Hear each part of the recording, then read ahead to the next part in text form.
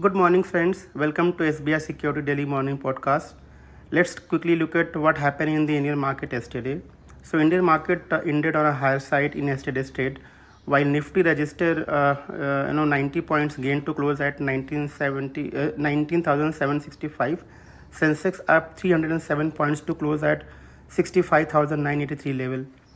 Broader market have outperformed. Nifty mid cap 100 up 0.8%, while Nifty small cap index up 0.6%.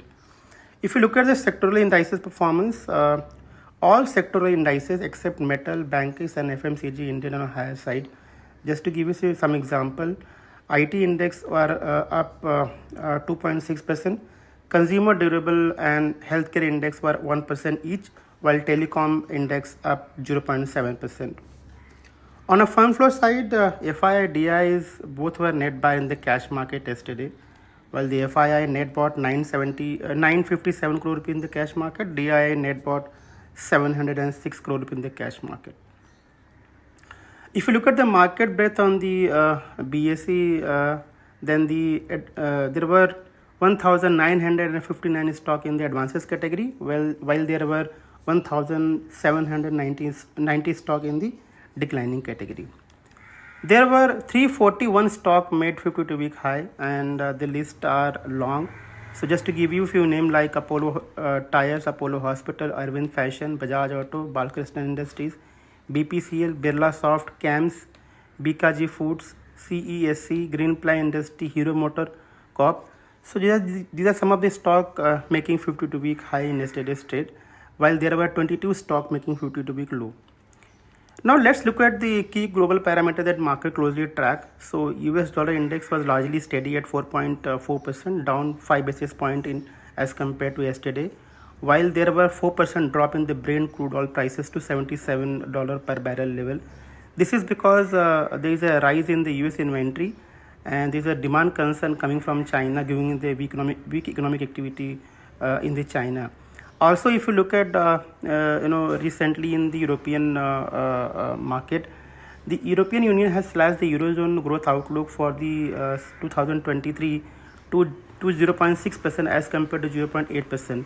So looking at the demand concern rising in the inventory in the US, and also weak economic activity in China and European Union has led to drop in the crude oil prices by 4% in as compared to yesterday. So this is basically a slightly positive for Indian market for the company which are using crude as a derivative for manufacturing of the products. So while there is a 4% drop in the crude prices, this is positive for the Indian market in the long term, as India imports nearly 80% of its crude oil requirement from different countries. If you look at the dollar index, they largely remain steady at 104 level, while the India VIX were up 4.6% given the yesterday's derivative expiry. So while the US VIX were at 14.3 up 1%. Now let's look at the global market yesterday and what is the trend showing in today's trade. So the US market yesterday ended on a mixed note, while the Dow Jones dropped 46 point. The Nasdaq and S&P ended marginally in the greener side.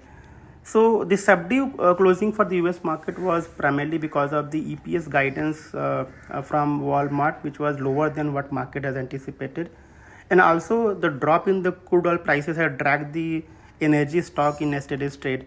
So this development or these particular news has led to subdued closing for the US market yesterday. And if you look at the European market, they also ended largely in the red side, while the DAX ended slightly in a positive zone. FTSE dropped 1%, CAC dropped 0.6%.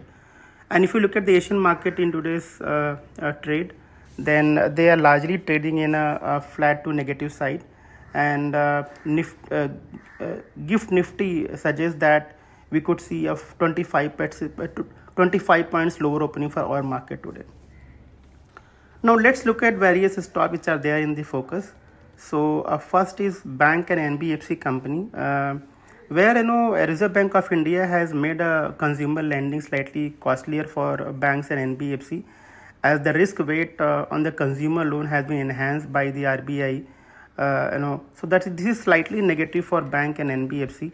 Higher risk weight for any particular product means that the bank or NBFC will have to maintain a better capital to provide lending going ahead. So slightly negative for banks and NBFC.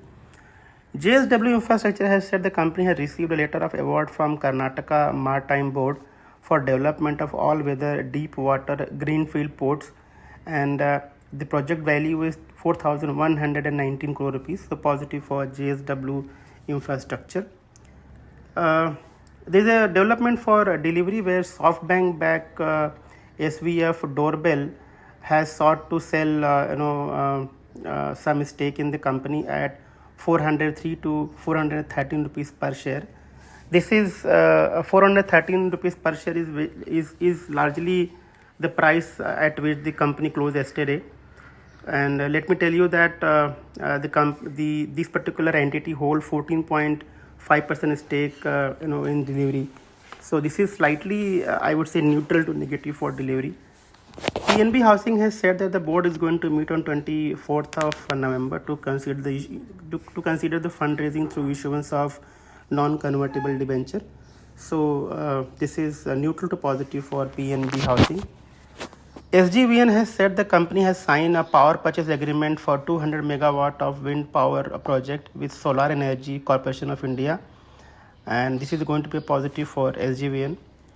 Genus Power has said the company has incorporated a wholly owned subsidiary naming as Purvanchal EV3 smart metering, and this company is going to manufacture all types of smart meters going forward. So positive for Genus Power and infrastructure in the long term. DCS system is also in focus. The board has approved raising of fund close to 500 crore rupees through issuance of different securities. So a positive for DCS in short term. Brigade Enterprises has said that the company has signed a joint development agreement with Krishna Priya Estate and Macro Lab for development of residential project in Bengaluru for 2,100 crore rupees. So positive for Brigade Enterprises. Now let's look at various insider trade which is there in the focus. So first is Link Pen, where promoter have bought some shares from the open market. So positive for Link in the long term. Even in Bajaj Healthcare, Genus Power, Ritesh Properties, in these companies, promoter have bought some small shares in the open market. So positive for this company. While Advanced Enzyme and SKM Engineering egg product, promoter have sold some small quantity in the open market. So these companies will be in focus. If you talk about the bulk deal, there are two companies which are there in the focus. So first is DB Reality, where Authum Investment and Infrastructure has bought 27 lakh shares of that company at 198 rupees per share. While the other company like Mistan Food, where Arun Arjen has bought some 70 lakh shares from the open market at 16 rupees per share. So this is all about various stocks which are there in focus in today's trade. So just to summarize, friends, global cues look slightly flat to negative side. Therefore, we could see a cautious opening for our market. That's all from my side for our today's morning podcast. Thanks for listening, and I wish you all the best for today's trade. Thank you. Investment in securities market are subject to market risks. Read all the related documents carefully before investing.